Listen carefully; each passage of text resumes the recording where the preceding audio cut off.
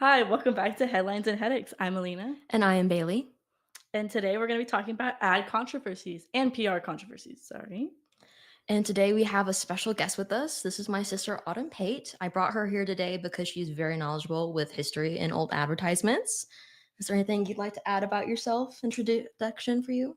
Let's see. Well, like my sister Bailey said, my name is Autumn Pate. So I actually am not a Schreiner student. I used to be, but now I work at the Logan Library. I love history. My goal is to become an archivist, and I will talk your ear off about anything advertising related. So thank y'all both for having me on the show, and I'm really excited for us to get started.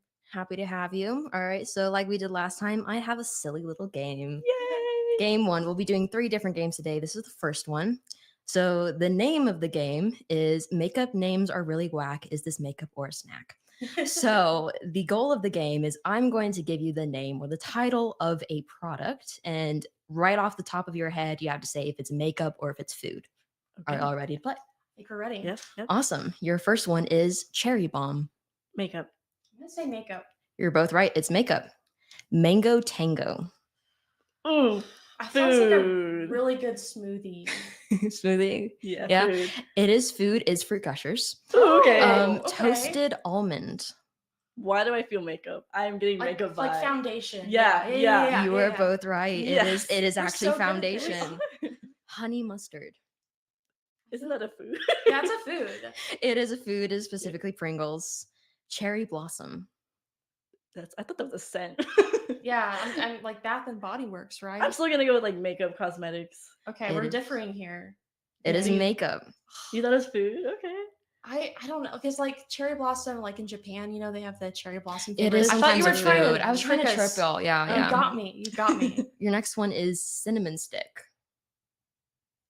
That could be both. To I me. That really know, could be right? This is both. why I I did feel this like to you're y'all. trying to mess with us again. I So am.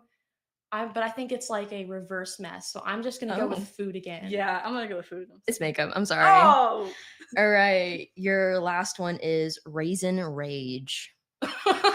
makeup. I'm gonna say makeup because I don't know about any food products. It is but makeup. I just had to throw that one in there because it Raisin was just Rage. funny. What is that like? Yeah. It is Sephora lipstick. They're like Interesting. Sephora brand lipstick. Imagine being like, "Hey guys, I have Raisin Rage on today." Right? I was like, that's like, weird to say. Wow. Well, thank you for playing my silly game. And now that we are warmed up, let us get right into the controversies. I have 2 for y'all. Great. They'll be kind of back to back, but if you want to interject anything at any point, absolutely please do. So the first one is about a skincare company called Mario Badescu. So it was started by a guy named Mario Badescu, obviously, and he was from like Romania, like area over there, and then he died and left all of his products and all of his company to his grandkids. So they're the one that is now managing it. So they released a product called the Mario Badescu Healing Cream. It was very, very popular. But people noticed after they started using it that they're having burning, itching, irritation, dryness, inflammation. Really, really bad stuff to have. Yeah. And obviously, their other stuff hadn't changed, so they only pinpointed it to that one cream. They looked, and it turned out that a study was done in Korea about the skincare product, and there was undisclosed steroids in the product. In There the was product. hydrocortisone, which is a standard steroid. You Yeah. can get it off the counter. There's also triamcinolone acetonide. That is a straight acid that is only given to you by dermatologists. You can only get as prescription, and it causes severe damage to the skin with prolonged use. So they got into serious trouble. It was the Choi versus Mario Badescu in 2012 was the actual name of the lawsuit. They had to recall all of their products everywhere, and they were now prohibited from selling any products with any undisclosed information about the ingredients. Mhm. And they had to give vouchers for all of the affected customers, giving them half off of any of the products. Oh my goodness. So that is the first one I have for you. So not very healing. No, very no, healing. it did the absolute opposite. It was Wow. more of like destroying cream. Destroy- instead of Yeah. healing. Yeah, it was bad stuff. And similarly, there was another brand. This one comes from Japan, of all places. It was by Procter and Gamble, also known as P&G. They released a product called SK2. It was an essence serum type thing. Mhm. And it was in around 2005, it went to China. And that's where this case takes place, is in China. So a Chinese consumer sued SK2 and questioned the product safety and the credibility of the ads. SK2 was promising a lot that Mario Badescu was promising with you'll have rejuvenated skin, you'll feel refreshed, you'll be glowing, like all that stuff that people were really wanting and still want. That product ended up being banned in Europe and China. It's no longer banned during this entire case. And it turned out that it contained 3 major ingredients that are illegal to sell in China and in Europe. Mm. The first one is called Batura. It's the least worrisome of the 3, but it is a fermented extract of sake. So it has some weird effects on the Yeah. skin. I don't think is really, good to be putting alcohol directly on Yeah. your face Mhm. because, it causes like dryness and itching and all that kind of stuff. The second one is chromium. If you don't know what chromium is a chemical that is used in stainless steel, chrome plating, and alloys. Oh. When it comes into contact with the skin, it causes skin irritation, contact dermatitis, redness, swelling, rashes, and very extreme cases, ulcers. Oh, Oh, They my had God. that undisclosed in their ingredients. That's scary. that is The very last scary. one is even worse. They had neodymium, which is also a chemical. If you don't know what neodymium is, it's used in magnets, lasers, ceramics, electric vehicles, welding, MRI scanners, magnetic braces, and bone repairs. Yeah. And when that comes into contact with your skin when it's not supposed to, it causes bruising, blood flow reduction, and cuts. So a lot of bad stuff was going on. So because of these issues, this Chinese consumer was like, hey, I'm having issues. It's your fault because I'm using your product. And the brand P&G got fined 200,000 Chinese yuan, which is a lot. Mhm. But in USD, it roughly goes about to $2,800. So there is your 2 controversies for you. Any Yeah. thoughts you'd like to share? Wow. A lot of information. It really shows you really need to be checking what's in your Mhm. ingredients and looking up things if you don't know what something means. Right. Oh, yeah. No, it's interesting because I'm wondering, like, did they think that these were like miracle products, like this stuff used on metal, or were they just like, oh, we can get away with putting this random stuff in our products? Yeah, like My guess is it's very popular more nowadays, but kind of then is microderming, which is like when you have something abrasive on the skin, it punctures the skin so that way the product can get in there. Mhm. My guess is they were putting that in, being like, oh, it's microderming. It's little plastic That makes a little more shards and little sense, metal yeah. shards. It's But so healthy. It's so healthy. But I think that's why they're doing it. I really could not find anything on why they did what they did. They never disclosed what they did. But yeah, it caused severe issues, and a lot of people were injured after I this. wonder why. And SK2 is still around Oh. without, the chemicals, hopefully. But they do still sell SK2. Wow. Yes, That's yes. That is very scary. I know. I would never use that product again. No. That's what I have. I believe, Autumn, you have a food product for us. I do have a food product for you. So to start, I would like y'all to imagine in your head one of your favorite name brand food items. So for me, it would be Arizona tea. I love Arizona tea so much, or Dr. Pepper. So do y'all have something you can think of that's Ooh. very, very food related? Something name brand, maybe like a Big Mac or root beer. Oh, root beer. Root That's beer. me. Okay, That's root beer me. enjoyer. I appreciate that. I get that. Yeah. Bailey, what about you? Right now, it's cranberry Sprite. Cranberry Ooh, Sprite. I really love a good cranberry Sprite. Another classic. So, what would y'all feel like if, for some reason, out of the blue, your favorite drink, root beer or cranberry Sprite, the recipe got changed? Oh, this is like the whole new Coke thing. Oh my gosh. Y'all, I would hate it. y'all know exactly what I'm talking Oh about. God.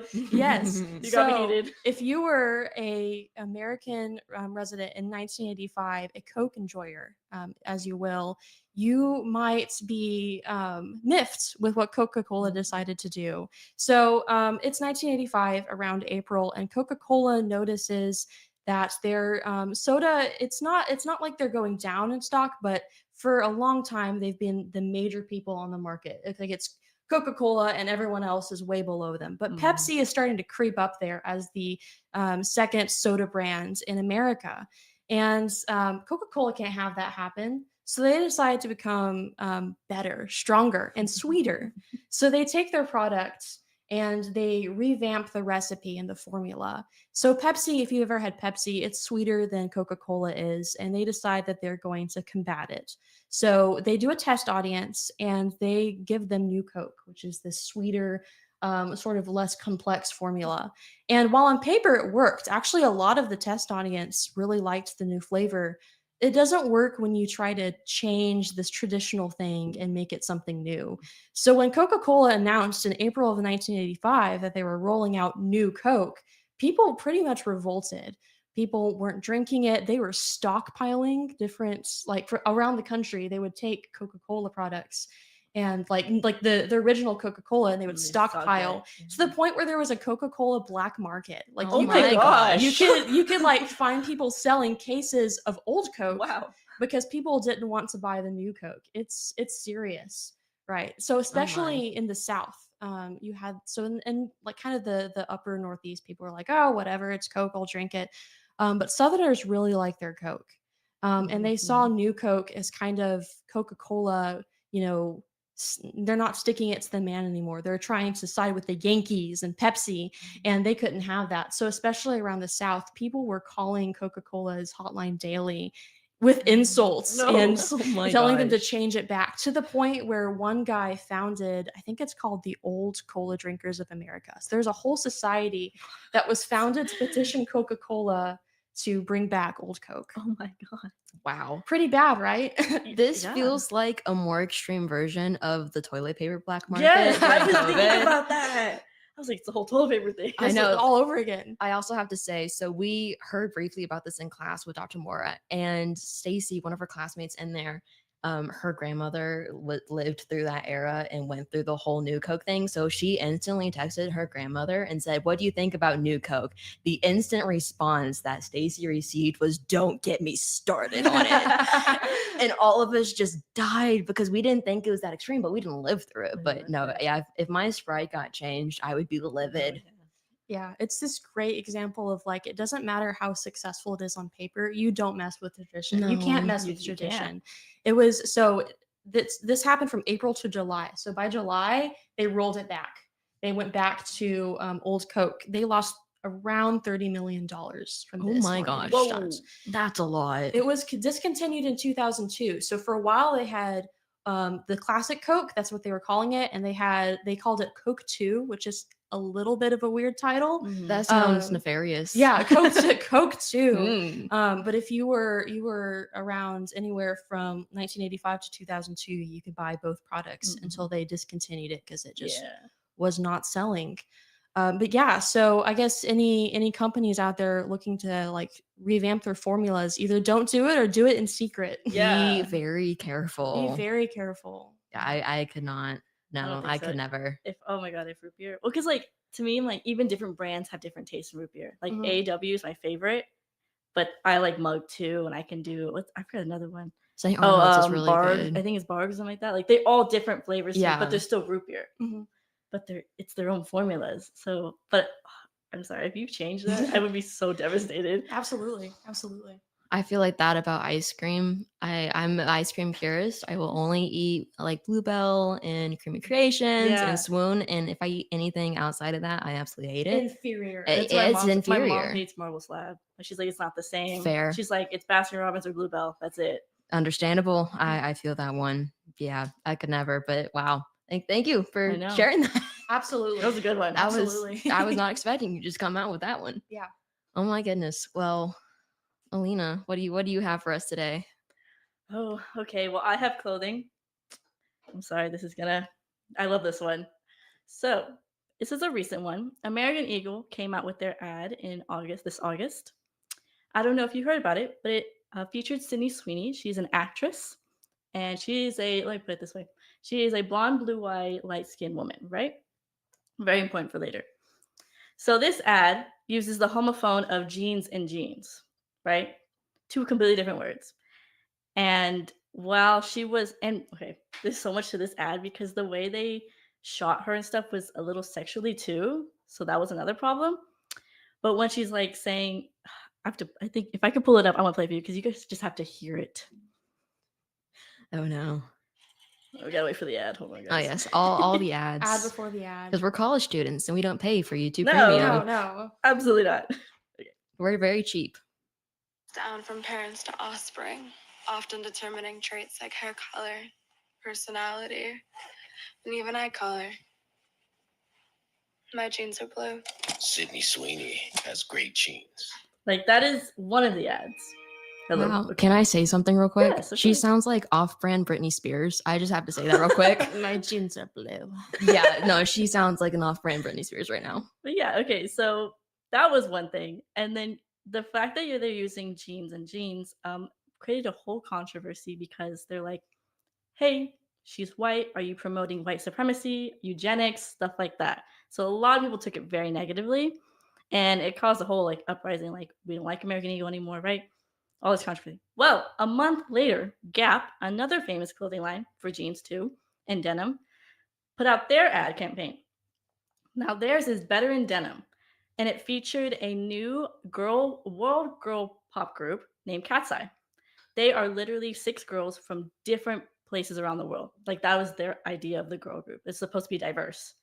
So when both of these put together, it does not look good for American Eagle using a white female and then a diverse girl group. So this caused a lot of chaos. But I do have a question. Like, do you think both of these ads were successful after I explained this term? So there's an ABC PR method.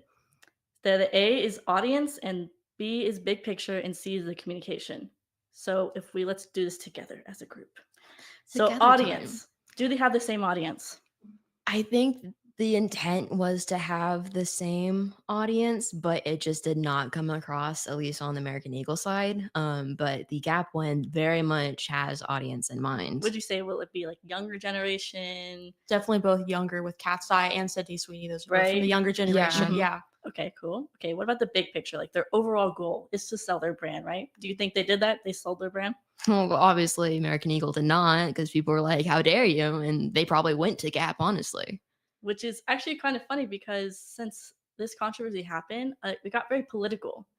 So when it got political, they actually did sell quite a few jeans and stuff. Wow. So because the president got involved too, so that's kind of what Oh. helped them. Mm-hmm. And then the last one, communication. So like, did they make people talk about them? Did they actually make their campaign a campaign? Any news is good news. Yeah, I was about to say any kind of press is good for any kind of image because it gets people talking about you. Then you become trending and then you're in everybody's head, everybody's phone, and nobody doesn't know who you are. Exactly. You got people talk. That's all that you need to do for an ad campaign, right? So that's why I was like, the fact that they had 2 different versions and different ways they went with the people, but they still got sales. They still promoted their brand. Yeah. So it really like emphasizes on there's no bad like PR. There is no bad thing. No matter what, you're gonna get someone to talk about you. Mm-hmm. That was my first one.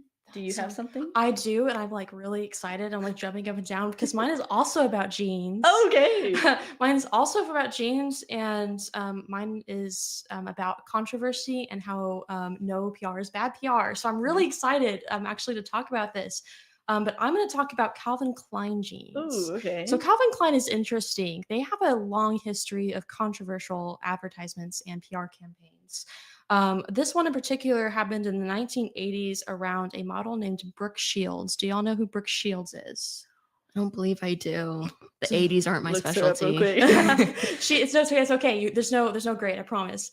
She was a very popular model, very lovely. I do know her. Sorry. Oh, congratulations. Then you may know where this is going. So Brooke Shields was a model back in the 1980s, and Calvin Klein decided to use her as the face of their new campaign. So she had this long run doing modeling for Calvin Klein, posing and talking about their new jeans. Kind of Calvin Klein's thing was They didn't do skinny jeans, but they were kind of some of the first companies to do like not super baggy jeans, like more form fitting, more fashion forward. Oh, okay. So that's what they were trying to promote, and they used this young, fresh model, Brooke Shields, as the face for that. So the controversy, though, did not come from necessarily her, but it came from her age. So Brooke Shields is posing in these ways that aren't explicit, but are more geared towards an adult woman. So you just think like, kind of the way she's posing, like hips out, or the things that she's wearing, which wouldn't be a problem if she wasn't 15. Oh, okay. Collective Wait, how old is ooh. she? Collective ooh. So even though the poses themselves weren't necessarily explicit, it was the reason that it was the way that she was modeling them, and the fact that she was modeling them for adult women that caused people to be like, why would you do that? There's lots of Why would you beautiful put a models. kid Why are you putting a for- 15-year-old in these advertisements? Kind of to add to that was the semi-provocative tagline. So just imagine Brooke Shields saying this: "Do you know what comes between me and my Calvins? Nothing." Yeah. Now that you're saying this stuff, I think I did watch, like, I was looking up some stuff and I saw that one. You're right. Yeah, and I saw there's it. like It a was- whole documentary Yes, about Brooke there Shields. is. She's Wow. very interesting character. She's really Mhm. interesting. As you can imagine, the backlash was pretty immediate. Calvin Klein himself, the CK man himself, responded and basically just said, it's helping sell the jeans. People would go into stores and say, I want the Brooke Shields jeans. Give me the Brooke Shields jeans. So whether you like it or not, it did work, although the ads were banned from ABC and CBS. Oh. So it was a big enough controversy to get people to pull it from news networks, which Mhm. is good. But it just goes to show that even if you have this huge emotional reaction, it's still helping the brand. Still helping the brand. Yeah. For better or no for matter worse, what. it still helps the brand. Every time. Definitely. I do have to ask, was it public knowledge that she was 15, or did that come out like later? It's kind of like she's very but like you can, like, if you look at a picture of your 15-year-old Yeah. self, you're like, yeah, I was like, she just looks younger, and she was a fairly famous fashion model. So like it would be like seeing Sydney Sweeney. You'd be like, oh, that's Brooke Shields, the 15-year-old model. So it's pretty common that she was young. It was I pretty think common after this, for knowledge. sure, Yeah. they knew. Oh, Definitely, yeah, yeah. definitely after. It is interesting. I will say, I haven't watched the documentary, but I did see on that documentary that Brooke Shields did. She did say that she didn't see the controversy behind the CK Okay. jeans. And I know that she's said some other stuff, but for that specifically, she thought that it wasn't controversial. So do with that knowledge as you will. Interesting personal take from her. Yeah, definitely. Well, before we get into the music section, I have our second little game. It is called Plotline, Playlist, or Place. So you will be guessing if the name or title that I give you is a book title, the name of a store or brand, or if it's the name of a band. And once again, God. speed round. So just go with what you think it is. And your first one. Wait, what was the options? Yeah, again? Oh yeah, give us sorry. options. Your first one is book. Book. Your second one is brand. Brand. And your last one is band. Okay. Yes, Book, book. brand, band. There you go. Okay. I'm gonna let you say it before I say it. All right, are y'all ready? Yes. All right, your first one is The Glass House. I think it's a band. I think it's a book. Sounds like a thriller. It is a book. Damn. Your second one is The Copper Closet. I think that's a. Book. I'm gonna say brand. It is a brand. Oh God, I suck at this. Yes. The third one is The Wild Unknown. I'm so scared to guess. I made these hard on purpose. Oh man. Okay. I'm gonna go with book again. I'm gonna go with band. You're both wrong. It is a brand. It is a Whoa. boutique, Oh. specifically. Oh, okay. Your fourth one is The Paper Kites. When it has the in front of it, I think band. Band, right? It is a band, yes. Your fifth one is Brandy Melville. Oh, that's a A brand. brand. That is a brand. Yes, I had to give y'all an easy one. I kind of second guess myself. Your next one is the Atlas 6. The 6 makes me think band. But I'm thinking like book too, though. Oh, Final answers. I'm gonna say book. band. Book. Yes. Gosh darn it. And your last one is The Moon and More. Brand. I'm gonna say brand. It is a book. Oh man. Yes, I know. These things get tricky. They are very confusing in the Very way that artsy. very artsy. But this is a great segue into music and how music can be artsy and what it means and what it does. And Autumn, I believe you have something for me first. Okay, I do. I hope y'all enjoy this. I certainly enjoyed researching it. So we're gonna go back to 1985, which is when New Coke was getting released. So just a lot happened in 1985, guys. How did people survive the Yeah, 80s? lots have happened. So we're going to be talking about this sort of campaign, and it's interesting because you can say that was both successful and unsuccessful. I'm going to get into that in a second. So we're going to be talking about the PMRC, which is the Parents Music Resource Center in 1985. So what is the Parents Music Resource Center, or PMRC? Well, it's a bipartisan government committee, which is basically just saying it's a committee. And it was founded by, it started with like concerned mothers, usually like evangelists, and it was about the Satanic Panic. Do y'all know what the Satanic Panic is? I've heard of it a little bit, but I don't know too much about it. So Have you not seen Stranger Things? yeah, so Nothing? basically in a nutshell, there was sort of this this upheaval in the 80s where parents were concerned that there was a lot of occult activity going on, and it maybe was justified, maybe wasn't, but it led to this sort of hypersensitivity when it came to violence or provocative things, and that maybe it was leading children down the wrong path. So Satanic Panic is what started that. And of course, when you think about Satanic Panic and music, you come to rock and metal bands, which were especially controversial in the 1980s. Yes, so this group, interestingly enough, was financially backed by two very interesting people that you would not expect to be involved in this. Are you ready? Mike Ready. Love of the Beach Boys Okay. and Joseph Coors of Coors Beers. Huh? Okay. Weird little crossover Yeah. there. Weird little crossover. So they're the ones that financially backed it. And this group was interested in basically banning songs that were considered too provocative, that children should not listen to at all. So there's outright bans. It was not called this, like, this was not the official name, but it became known as the Filthy 15. Which is very dramatic. Yeah, that is So in very 1985, they released the Filthy 15, and I will tell you the bands. I won't tell you the song names, but here's some of the bands. They're very classic. We have Black Sabbath, Twisted Sister, AC/DC, Cyndi Lauper, Madonna, and one of my personal favorites, Def Leppard. So these very classic bands. They had 15 songs from these bands, and they said these songs are bad because of these reasons, and we want them banned.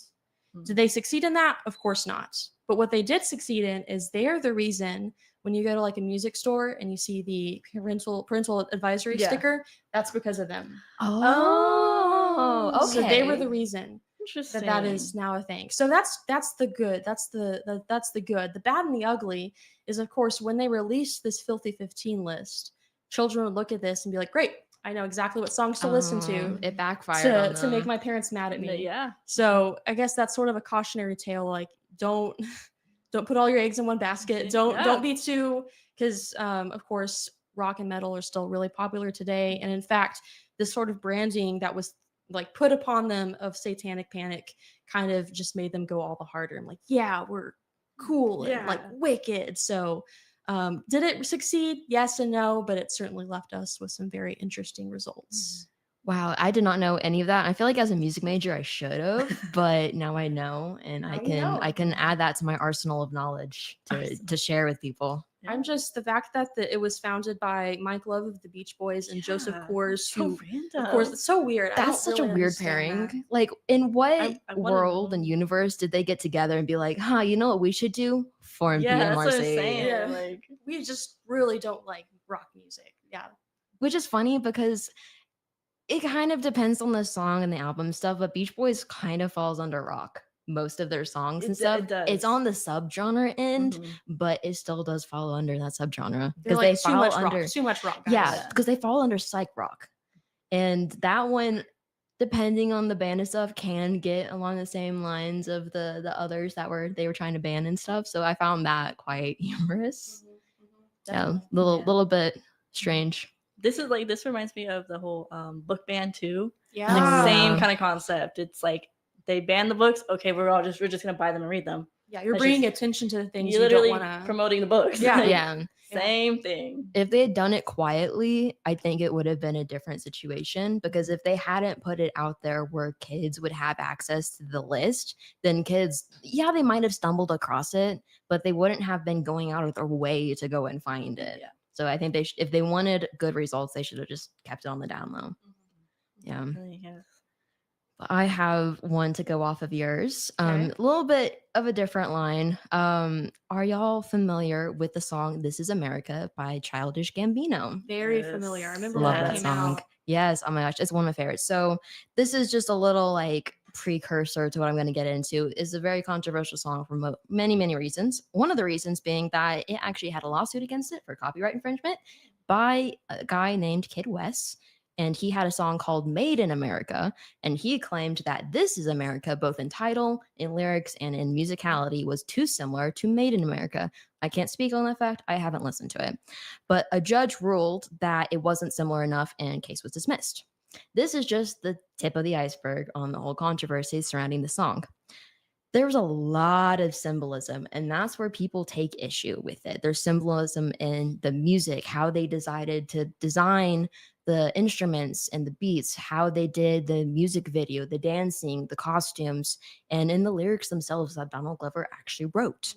So some of the ones that people had the most issue with was gun violence, because the entire thing is to say, hey, this is what America looks like to me. This is what I see. So he wanted to share gun violence. And in some of the shots, you can see a guy getting shot down, congregations, groups of people getting shot down. So he wanted to spread awareness to this. The second one is racism. Racism has been an issue throughout the entire history of the entire world. It's something that probably will never go away, but he wanted to share what it was like from his perspective. The dancing that he decided to do is very similar to the minstrel shows from way back in the 1900s where people were doing blackface. Oh. Yeah. So while the dancers were actually Black people, they weren't obviously doing blackface, but they were doing the dances that people in minstrel shows were originally doing, making fun of the Black people during that time. The last one was he talked about social inequality in America and the violence versus the pursuit of wealth in America with different genres of people. Some of the lyrics say, "Get your money, Black man. You're just a barcode. They gonna find you. Police be tripping now, and don't catch you slipping now." So everything points towards, hey, you need to be on your guard. You need to watch what you're doing. People are out to get you. And yes, it is a fallen world where people are going to always be out to get other people. But he steered it obviously to a point where he could speak on himself being a Black man. He wanted to share this with other Black people, different races and cultures and everything. But people had issue with this because people were concerned that he would inadvertently be promoting gun violence and drugs and violence. And he was trying to share a positive message of, hey, this needs to stop. So I want to kind of look at this from two different perspectives. There's a theory called agenda setting theory. The theory is about shaping public perception on what issues are important. So it's all about what you see on the news first. When you see the news, there's always that red text running on the bottom. There's stuff that says breaking news. There's the headlines that go with mug shots. That is all specifically designed to stay in your brain longer. We also have advertisements. They also have bright text, super a lot of colors. It has music playing a certain way. Everything is designed and catered to make it stick in your head. Music videos work the exact same way. People like to watch music videos. It brings the song to life. And especially if somebody can't picture images in their head on their own, it's very helpful. This music video got 970 million views. Wow. It reached a lot of people. And on Spotify streams, it has 637 million. So it is very, very popular. So I guarantee if you went into any high school right now, people would know who Childish Gambino is and who This Is America is. So my question to you is, based on agenda setting and on how public perception is shaped through specific ads and music videos and stuff, do you think this was a good thing that he did to make it super popular, or do you think it had negative side effects? It's a good question. It is a good question. You can really go either way. Can. I'm gonna take it more as a creative and like freedom of speech kind of thing. Where yes, I think like he had every right to do it, and it's a good song anyway. But I think no matter what, you're gonna get controversy. Yeah. Especially with the topic he's doing, you're gonna get it in this world. But I honestly think it was a good idea that he did it overall. Yeah, I mean, I remember when this song came out and it was all over the news. Like everyone was talking about it. I just remember, and I can't remember who said it, and it might be no one, but when people say art is supposed to comfort the disturbed and disturb the comfortable, and I think that's kind of what this music video falls into. If you're disturbed or upset by it, it probably It's true. It's true. It's Probably. probably a good thing. That is great to segue into my next point Oh my gosh. of goodwill through strategic communication. Oh, So, yes. strategic communication is anything that has a specific means of getting across a message. So, that can be through an emotion, it can be through whether it's in print or digital or anything like that. And goodwill is seen as strategic communication. So, his intent was obviously goodwill. He wanted to share, hey, this is what it's like, and try and do some kind of social reform. And it did work. In some ways, you can really go left or right on this issue. When the Black Lives Matter movement first started, this was their chosen anthem for it. They decided that this was the best one to try and get our point across of, hey, we do matter. Hey, let's speak up for ourselves. Let's advocate for ourselves. Let's advocate for other people. So it really shows that while some people took his goodwill as something completely different and said, hey, this needs to not be here. This needs to go away. We don't want our kids listening to this. Other people did take it for what he intended it to be and be like, hey, no, this is an anthem for us. This was created for us. Let's use it. Yeah. So I thought that was a cool one to share with you all today. Very cool. That's really cool. Are we ready for our third and last game before we get into retail? Yes. Let's do this. All right, this one is my favorite one. I've been Okay. saving the title. All right, this one is called Scented or Sentient.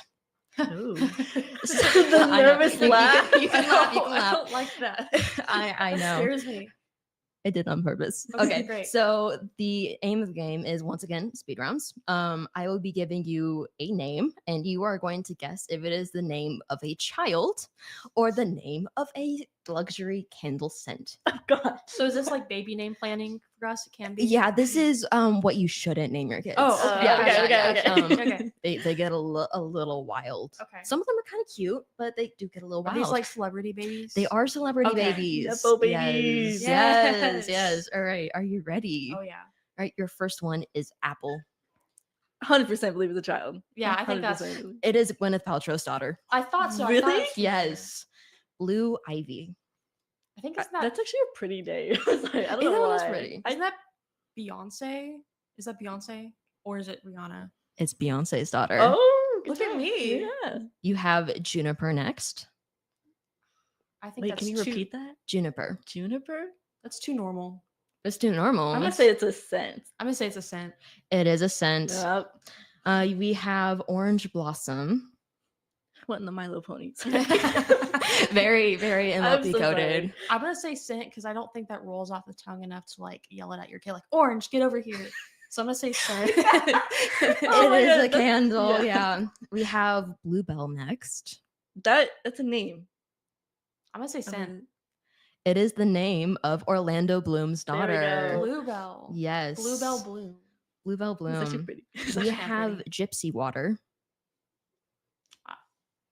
I believe Gypsy's a name. I Gypsy know, is a name. Well, yeah, but Gypsy Water, like that is Gy- their. Gypsy Water. Yes. Please tell me that's a scent. If I that's a think it's child's scent. name. That is a scent. Yes. Okay. Yes. All right. We have Sangria. Sangria. I know. Please be a Yes. scent. It's gotta be a scent. It is a Okay. scent. Yes. All right. The next four I'm very excited about. Oh, no. You're going to know what they are. I just threw them in because I had to share. Okay. Audio Science. Are you serious? I am legit serious. Science. That is a name. It is the name. It is the name of somebody's son. I can't pronounce their celebrity name. He has the name of their I'm child. sorry. Interesting. Interesting. Moon Unit. No. I can't take this seriously. Don't do this to us. Don't do this. Answer the question. Scent. Name. It's scent. It's a scent. Please let it be a scent. It's the name of a child. Yeah. Very interesting, And guys. we have No. Cricket Pearl. what does that even mean? Cricket, like in the bug, and Choose a pearl genre as in for your name. stone. Cricket pearl. I keep saying scent because I'm a hopeful person. It's not. the name of somebody's daughter. How? I don't We know. gotta I mean, get- his name hmm. is also strange. His name, I don't know if it's stage or real, is Busy Phillips. That is his daughter's Oh, okay. name. And the last one, it is Moxie Crime Fighter. This is so many I'm laughing at people's names. I'm so sorry. No, I feel like they're laughable. So I'm guessing it's a name. It is the name. It is the very So unfortunate it's name. her of middle s- name? No. so that's her like first on their name. birth certificate, it's like the first two names, a middle name, and a last name. Yeah. Oh wow. Yeah, and her it's the name of somebody's daughter. It's Moxie Crime I mean, Fighter. it could have been like Moxie do robberies, so at least it's crime I fighter. know, I I guess know. so. But yeah, I mean, Moxie's a little bit of a unique, but it would be kind of cute if we just left the crime fighter Fighting, off of it. yeah. Like, you're setting up your kid for failure at that point. She's like, I'm Batman. No, exactly. No, because there is a sidetrack a little bit because it's really funny to share. A lot of people, when they cross over to America or they go somewhere else, they learn whatever language is prominent there. They like to change whatever their original given name was to the name Oh. of whatever happens to be whatever country it is. So there is actually a comedian skit I saw of somebody talking about his dad. I don't know what his dad's original name was, but he came over from China, came to the US. He named himself Richard because he thought if he named himself Richard, it would make him rich. richer. Yep. So yeah, a lot of Oh. people name their kids and themselves things in like ways of being like, okay, this is your new profession, child of mine. Yeah. Yeah. So guess so. Moxie Crime Fighter. At least they're aiming so high They, though. they got to go into Yeah. the Grocery police store or worker, something. I crime know. fighter. Crime fighter. That kid better be going into like the LAPD or something. Yeah. Wow. That's my last game. Alina, would you like to wrap us up with your Yes. last thing for us? On a we're going from like a goofy to like a little serious. My bad, guys. So for my retail one, I picked the Gillette ad. I don't know if you guys seen it, but it happened about 6 years ago. It's called The Best a Man Can Get, and it was like almost a 2-minute ad.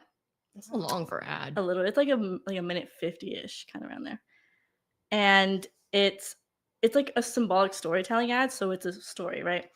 And they are talking about how they point out how like men they bully, they sexually harass women, boys will be boys, like all the toxic masculinity, right, in the world, and how they are trying to fix it. Because this happened after the Me Too movement. Mm. So this was kind of their like saying like we want to do better, right? They had goodwill, like you mentioned, a strategic calm, is that they wanted to do better. They wanted to show the woman like we care, right? But since this is a controversy, we know where this goes. It didn't end up going very well. So they when they got split reactions, like a lot of people were like, "Oh, this is good. You're doing better. You're trying to change." And then people were like, "Why do we need a razor ad to tell us this? You should do it on your own. You people, men, should do it on their own." So a lot of this is like really bad. But their story was actually really cute. Like if you want, please watch it. I think it's a good ad. I personally love it. But my question to you guys is, do you guys think it was smart for them to use like a very storytelling ad about this, or do you think it wasn't? I have like two different takes on it. I think it was very good intention. I think when they released it was the issue. It released as a Super Bowl ad. So it came across to a lot of people. Statistically speaking, if you look at the statistics, around any kind of season, but mainly football season, is when domestic violence spikes because of if somebody loses the game, their team, oh no, domestic violence happens. So it was very controversial also in that fact. So I think, yes, the ad was good because they were trying to like spread awareness about an issue, but they should have picked a different time to release it. That was really poor planning. I get the point of releasing it when you have more viewers and more people are on their TV, but maybe don't release it around like DV season. Maybe don't do it like that. That is actually really good information. Yeah, like I think their timing was wrong in the intent. Yeah. Because I've seen that ad and I think it's pretty sweet. I can't remember which Kardashian, but have y'all seen the Pepsi? Okay, yeah. Is it Yeah. Kendall? I thought it was- I don't. it. I don't remember. I It don't was keep one up of with them. them. One of those young ladies, and it's like the Pepsi commercial, and it's kind of that thing of like you're whatever the opposite of making a mountain out of the molehill is, where it's like this is a big issue and you're kind of trying to put like a little band-aid on it. Yeah, Yes. exactly. Yes. So like that I- is what people took from it. yeah, the For intention sure. is great. I think maybe it would have been more positive if it was just like this company is donating this much to this organization for domestic violence survivors, and that's it. I don't know, something like that. Yeah. It also doesn't help because, like I said, it uses symbolic storytelling. So they're like, oh, they use their razors that they're selling to represent that it's meant to start a clean slate and stuff like that. They need to clean up. But the only problem is they don't ever show a man shaving in that video. Oh my gosh, you're so right. They don't. They show them in the Oh. mirror looking, but never like actually shaving, which they usually do. Yeah. Yeah. So that's like another thing. That's why people are like, they're not even shaving. Like, yeah. Like, what's the point? But I do also want to ask another question is why do you think a lot of ads do this now? Like the storytelling vibe and trying to put out actual like reasons and like problems going on happening in the world instead of just selling their ad. I kind of want to say that it might have to do with like Gen Z is the rising generation, and Gen Z has the most people in like the film business, actors, comedians, musicians, like all that kind of stuff. And Gen Z, with all these the music side of it, it gets very artsy. So I would say if I had to take a guess, that would be my guess, is that they're trying to cater to the newer generation, and they're doing that by being like, hey, here's the story. And also you can only tell a good story through showing the story. So it's the best way to get the message across is being like, hey, we're not just going to tell you about this, we're going to show it to you. That would be my take. Yeah, I think we are a much more like each generation is becoming more socially aware of issues, which is a good thing. And then it's just like, how do companies navigate that? Because it's important. Like you can't just like brands and companies can't just like ostrich head in the sands, but at the same time, it's really hard to take anything seriously when it's something that's selling something. There's always that sort of inauthenticity. Yeah. So will we ever reach a perfect medium? I don't know. But No. it's definitely something We're you're seeing more humans, of. no. Yeah, definitely not. And there's always like, just kind of like go off that, but we'll never reach like the happy medium of anything because people have opinions and thoughts. And it's like, it goes back to all the ads that we just talked about. Like we have people on both sides being like, no, yes, this was a great ad. It had a great story. The people doing it were great. And then we have other people like, why the heck did y'all just do this? This is terrible. Why is this out here? This needs to be banned instantly. Bring back taken old off. Coke. Bring back old Coke. Exactly. Yeah. Yep. Well, that is all I have for y'all. Do That's you all have I anything? Thank you for having me on the show. It was great being here. Yeah. Thank you for coming and sharing your precious time with us. Always Thank you. anytime. Appreciate my sister joining me. Love to everybody. Love to everybody, because we just ended on a really dark one. Yeah. Sorry, guys. I should have done the game after. It's my bad. Well, thank y'all for coming and spending Absolutely. the afternoon And thank you with for me. listening. Yes, thank you. Bye.